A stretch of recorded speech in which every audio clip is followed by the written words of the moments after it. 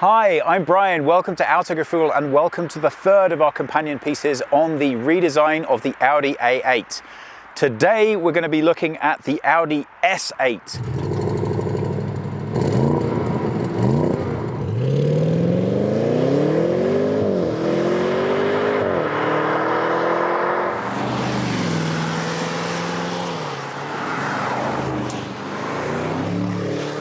All of the A8 family features a slightly new visual approach to its predecessor. New front and rear bumpers, new grille design, and a few nice touches, especially around the headlights. Here on the S8, you can immediately tell from the badge right up here that it's an S8, but we also have a slightly different grille design to the A8, where the L's that you notice from the standard have been laid down on their side. But the same visual trickery has been employed as they get larger as we come towards the top, and the corner of the grille has been lifted. Now what that does is it raises the visual line right up here to give the car a much more upright presence. And that's significant because they didn't want to change the aerodynamics or the overall flow of the vehicle, but they do want to give it more visual presence on the road.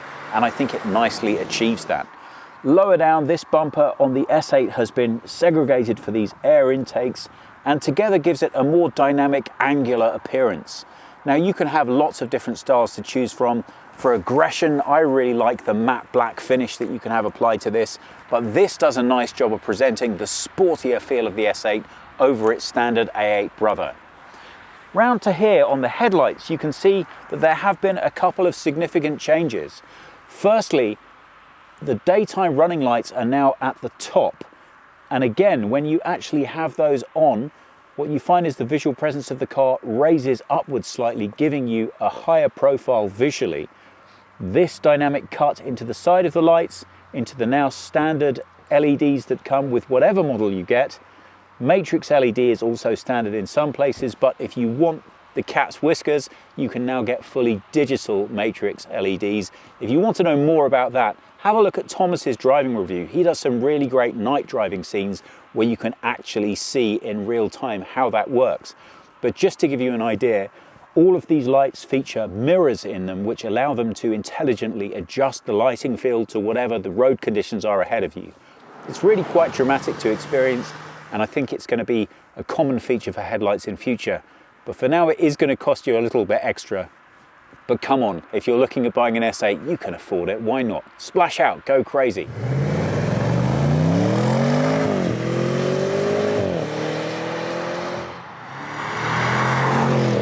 Coming around to the side, the major change here is in the wheels. There are now 6 new designs available.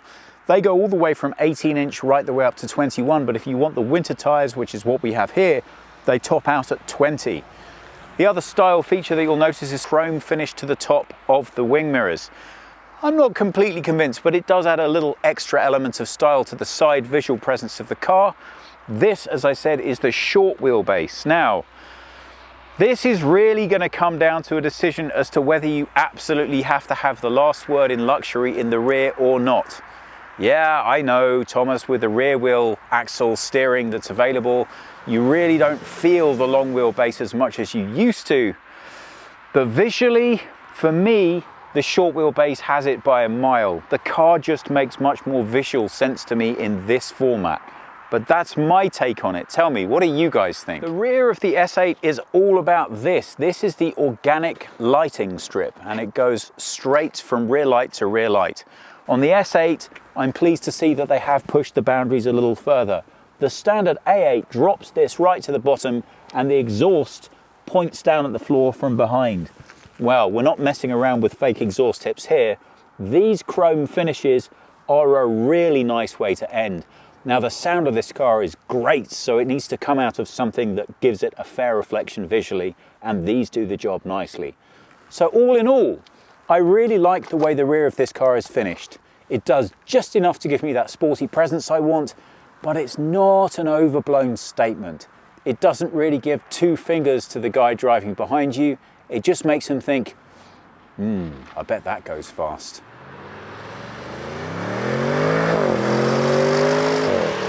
I think it's fair to say that this lineup of cars is not known for being cheap. So right from the moment that you put your hands on them, everything about them should resonate quality. And I'm pleased to say that it absolutely does on the S8. It's worth taking a closer look at the door here because it really speaks to the styling and the quality right throughout the interior of the cabin here. Just look at the way these details have been put in. Carbon fiber effect here on the S8, which you can also have in different finishes, coming through down into this lovely soft Alcantara and then to the controls here. Nicely finished stitching design on the side door pocket. The only thing I'm a bit confused about, which given the extremely large Bang & Olufsen speaker that features here, it's easy to understand why it couldn't work, is that there is no decently sized cup holder anywhere on this car that will take a full-size water bottle. I'm guessing most of the people who travel in these things don't have or need full-size water bottles, so I guess I'm just showing something about me there. If you look right at the door sill here, you can see a special detail that's been put in for the S-Line, and that takes you in visually into the interior of the car. Here, as you can tell, these seats have been specially designed and built for the purpose, but they do feature a couple of unique touches just for this car. If you see, we've got chrome detailing finish on the seatbelt housing here. There is quite a lot of chrome effects going on right throughout this particular model. I guess that's going to come down to your taste. I think it's very nicely executed, so it never seems like it's too much. I like the darker, more sparse interiors, but then I also like big cup holders, so who am I? Let's take a closer look inside. Once you get into the S8, everything in here speaks of quality. Now, I understand that clearly at this price point, everything in here should speak to quality, but that's not necessarily always the case in car design.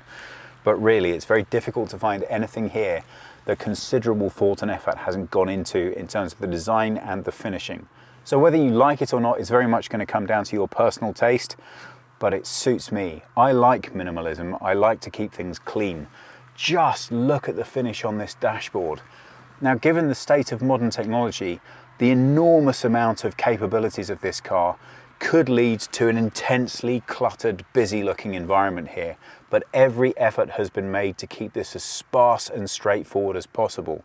Really, there's nothing here that even indicates what's going to happen to you once you switch it on. Well, let's go ahead and do that and see what does in fact happen.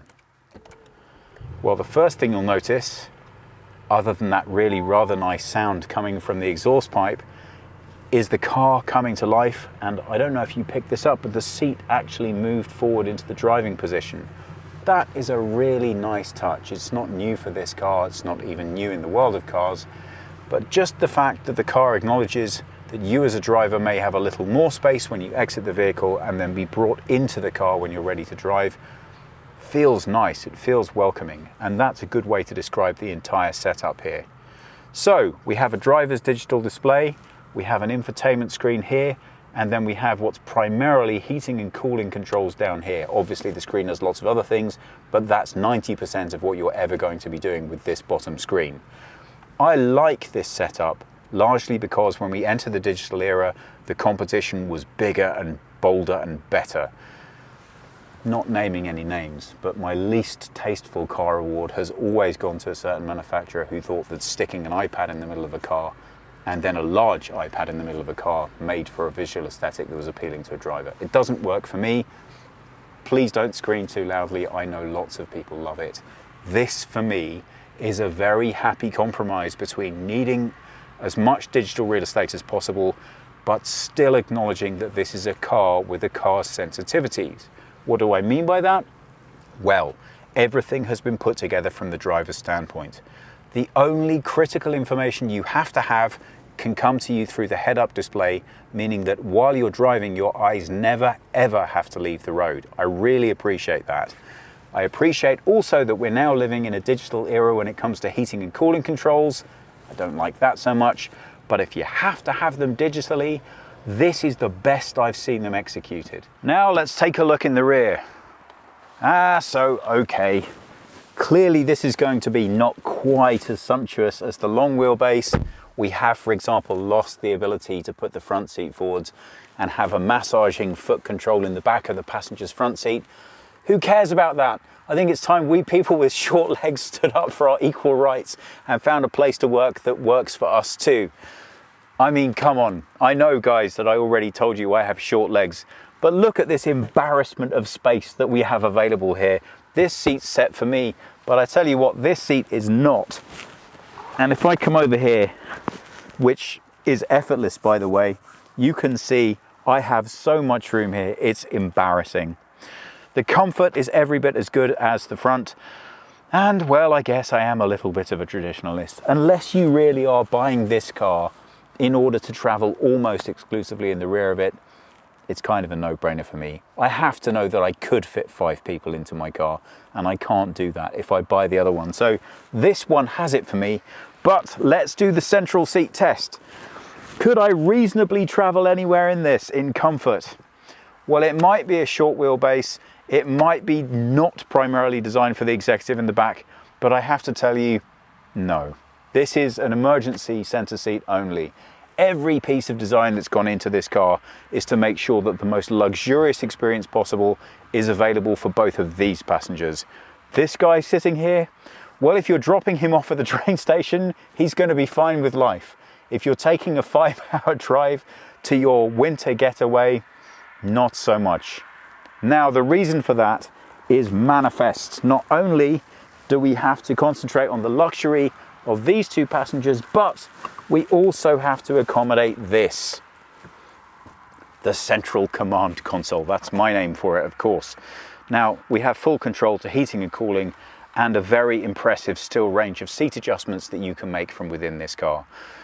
So again, unless you really know you're going to need to be in the back of this car and working for really lots of hours, I think there is more than sufficient comfort back here to accommodate even the most picky rear seat passenger.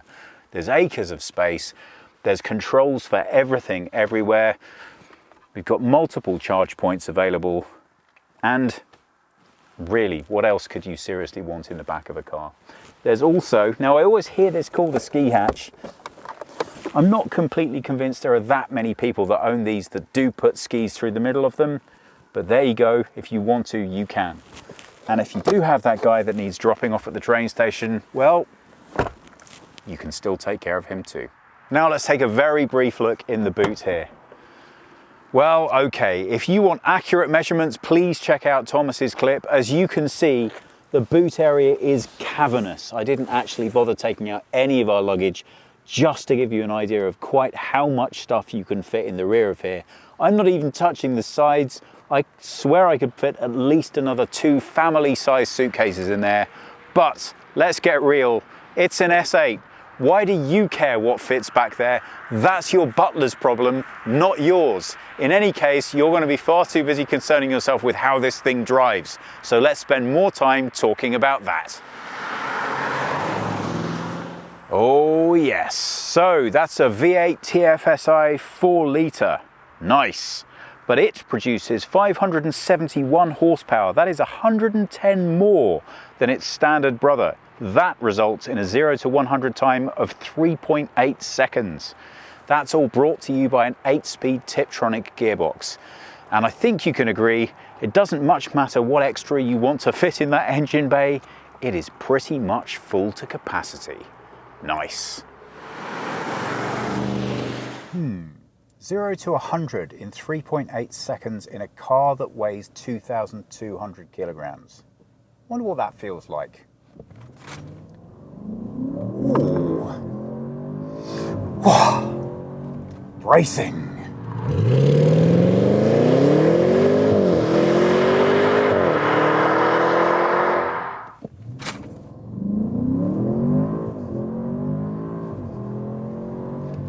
Really doesn't matter how many times you do that, it just doesn't get old. Just for overly cautious viewers, I think it's only fair to point out the speed limit here is 100 exactly, so I'm having this much fun and still staying completely legal.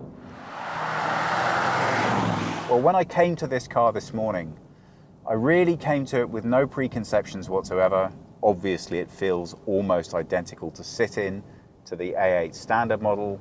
So I must confess, I wasn't really thinking that much when I switched it on and started driving. I desperately wanted to like the hybrid model as much, if not more. Why? Well, obviously the environmental impact and the implication therein. But within 3 seconds of driving the S8, the hybrid model was completely dead to me. Why is that? Is it that much more powerful? Is it that much more refined?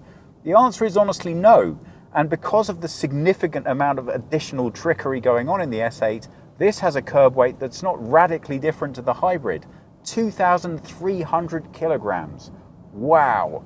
But it is packing 571 horsepower. That's 110 horsepower more than the standard non-S8 model with the same engine, but obviously without all of the bells and whistles. Well, what all of that translates to is that when you sit behind the wheel of this car and start driving it, it just feels right. I'm not saying that the hybrid doesn't, but you strangely feel better positioned in this. The weight distribution feels more natural. I guess maybe that's years of driving talking there and not a fair description of the car. But it is, in other words, exactly what you expect. It feels raw, big, powerful, but poised, controlled, and exactly as you expect it to be. Modern hybrids are generally so good that you shouldn't overly be aware of the fact that you're driving one, but when you step from one back into its powerful petrol brother, you immediately remember what it is you like about driving one. So, real-world usage. Well, there is an awful lot of power in this car. You're going to drop off 0.7 of a second from the standard model and over 1 entire second off the hybrid in the 0 to 100 sprint. Wow. In terms of the handling itself, well, there's no denying how heavy this car feels, and if I had one grumble about my initial driving feedback, really it's nothing more than physics can explain, and that is the fact it's an extremely heavy car, and when you do throw it round corners, well, you're not quite sure what you're doing and what the car's doing. And because of that, it's a little concerning on these particularly wet, icy roads, because if you push it just a little bit too far, by the time you recognize that, clearly there isn't going to be any coming back whatsoever.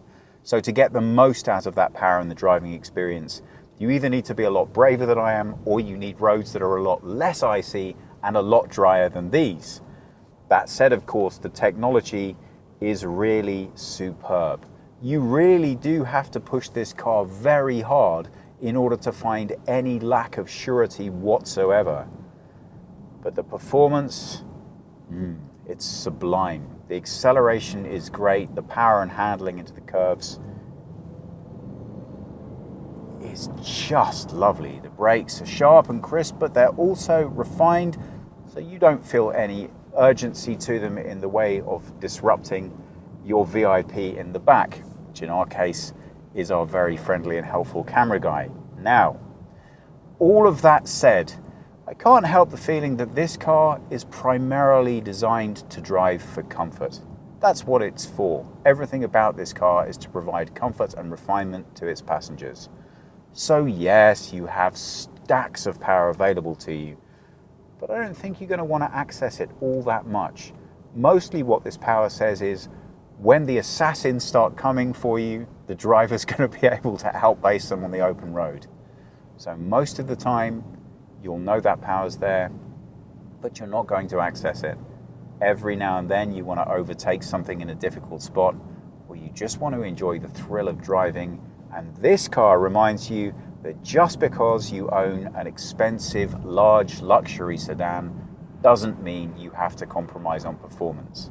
In other words, you can still have the best of both worlds. All of that clearly is going to come at a price. But when you're weighing up the odds as to which of the A8 models you're going to get, I can categorically tell you that for overall pure driving enjoyment, the S8 has it hands down. Everything about this car is a perfect balance between performance and refinement. So if you're just going at gentle speeds as I am now, and I'd love to give it a little bit more power, well then obviously you're going to be more than comfortable taking it slower. But when you do find a bit of open road, ooh, this car's really going to reward you. So let's talk about seating position and technology. Well, the seats are absolutely superb. You really can't fault them. Generally, it takes me an awfully long time in a car to find the exact seating position that works for me. I've now driven 3 of these models, and I have to tell you the seats in all of them are fantastic. It takes no time at all. And needless to say, if you're buying a luxury sedan, you expect the seat to do everything, and this does, even up to and including the fact that not only the seat is heated, but also the armrest as well, which means you really are in the lap of luxury and you have everything you want completely at your disposal. The digital systems are nicely split out, so although you have a large driver's cockpit, honestly, you're not going to spend a lot of time looking at that. Why? Well, because the head-up display is so well delivered. That's not a new idea, but I've seen some truly awful ones. And in this car, it's really well delivered. You've got plenty of information and it's really nicely displayed. Although, full admission, it took me more than just a little bit of time to figure out how to adjust it. As with most of the other features of the car, that's done through the central system. I spent far too long, I'm embarrassed to admit, looking for a nice handy little gear stick down on this side of the dashboard, which is where they're usually located. When you do find it in the instructions, it's actually very straightforward to adjust to accommodate for your height. Speaking of which, although I'm only 5 feet 10 or 178 centimeters in height, I do have a very long torso. So you can compare what you're seeing here on the top half with around about a 6'2" person, but very short legs. So the seat is a lot further forwards than it would be for most people. So if the car looks ever a little bit odd in terms of the internal shots, that's why. The car is set for me and I always have the seat far forwards. That said, just look at the amount of headroom I have here. Everything about the car is designed to make me feel extremely comfortable. So again, if I have one and my only gripe would be that you can't cheat physics, this is a very substantial car and you have to place an awful lot of trust in that technology to do exactly what it's supposed to do once you do start throwing it around. But for 90% of your life owning this vehicle, you're going to be doing exactly this, coasting effortlessly. And the main reason for that is the fantastic air suspension. It's not only featuring everything that you've come to expect from great air suspension systems, but it's also predictive as well, which means that the car is already looking at the road ahead and making adjustments to accommodate. That really comes into its own once you start handling things like speed bumps. The car can actually lift by up to 5 centimeters, and that means that it has the ability to absorb most of the impact within the dampers. That being the case, the car stays relatively even on very uneven roads. All of which adds up to you getting an extremely comfortable ride. The engine, which is a 4-litre V8, is paired up with an 8-speed Tiptronic gearbox, and that works just as smoothly as the engine does. So, steering, big, solid, aggressive feeling. I think they've done a good job of not overdoing the power steering, so even though everything here is extremely complicated in terms of what's actually happening with the car, you still feel the weight of the car while you're driving it around. I think that's a very good decision, because you feel the power of the engine before you've actually applied it. That helps you make better, safer driving decisions. Seating great, steering great, engine great, gearbox great. Any downsides? Well, there's still a bit of me that lusts after the old days when I didn't have 1,000,001 support systems helping me to drive the car, and I thought that there was a decent chance that I might not make it to my destination if I really unleashed the power of the beast. But you know what? Times changed, and I'm not sorry to be safer. This is an extremely refined experience. So, who is this car right for? If you're looking at the luxury market, you're going to be looking at the Mercedes S-Class, BMW 7 Series, and almost certainly this car. I would say the distinction comes not only necessarily in the age of the purchaser, but also in the profile. So obviously age is just a number, but how you feel about it is very different. I would suggest, maybe controversially, that Mercedes is going to suit an older, more traditional driver. Maybe if you think of yourself that way, would be a good place to start. The BMW, somebody who's more focused on, I'm going to pick my words very carefully here, more focused on the way the specific drive relates to them. There you go. I think that's the most politically correct way I can say. And the Audi, for me, the youngest in spirit. This is a person who really wants all the bells and whistles, but at heart still wants to rip around those country roads when they think nobody else is watching. I think that's the customer for this car. and I think they're going to be very happy indeed. One other gripe that's worth mentioning, the head-up display does give you all kinds of information, not least of which is where it feels that you're not applying the brake or the accelerator correctly. It will give you a little green symbol to tell you that your foot should be on the accelerator when it's necessary. That's fine. What I'm a little bit drawn back by is it's a man's loafer. And that bothers me, first of all, because of the age profiling of the image that they've picked. But secondly, come on, guys. It's 2022. It's not only men who are buying this car. Yeah, it might be a lot more men than women, but you could have gone with something a little bit more gender neutral than a 1950s style men's loafer. Too picky? I don't know. What do you think? Come on, girls, speak up. Are there any women out there watching this thinking of buying this car? I really hope so. And if so, maybe the next time this thing gets a makeover, we can change the footwear shown in the head-up display. Well, just for giggles, I'm heading back to the Audi training center, and Google navigation, which I'm trying just to see how Android Auto works on this car instead of the built-in navigation system, is telling me that's 1 hour and 10 minutes. But it, of course, doesn't realize that I'm driving the S8. Now, I say that, but disturbingly, when I tried connecting my phone to the car yesterday, it knew which hotel I was going to.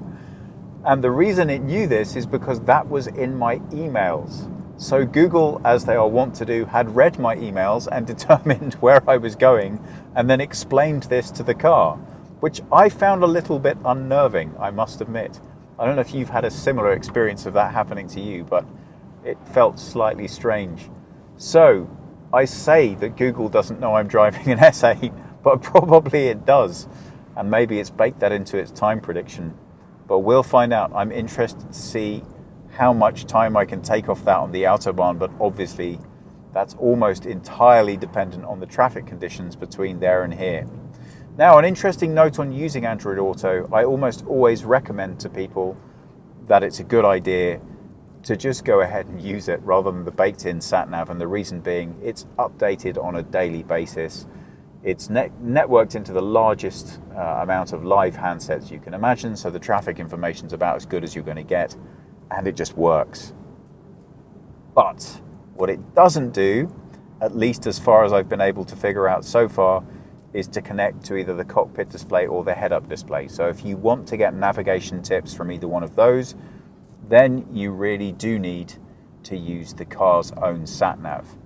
Now, that being the case, contrary to what I said earlier, I now do have to visually refer down to my map to know where I'm going to.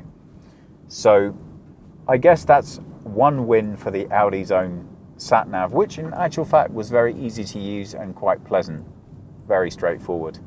I don't know, I guess I'm just a little bit hooked on Android Auto. Haven't had much experience with Apple CarPlay, so I'd be interested to know what your experiences have been connecting that to cars and seeing how easy and straightforward that is to use. The only, I guess, slight gripe I have with Android Auto is that it is very much designed, as you would imagine, to work in even the most basic infotainment systems. And because of that, the graphical interface looks a little bit dated once you put it on a really nice display like this. But that's a bit of a minor quibble. The advantage, obviously, is it's very familiar, it's straightforward and easy to use, and it's very, very good navigation. That's as I find it anyway. And we'll see how accurate it turns out to be when I arrive a little later. So, you've had a rough day at the office, you work at Lake Tegernsee, nobody's quite sure why, but doesn't really matter. All you know is it's time to get home, and don't spare the horses. Well, you certainly found the right car for that.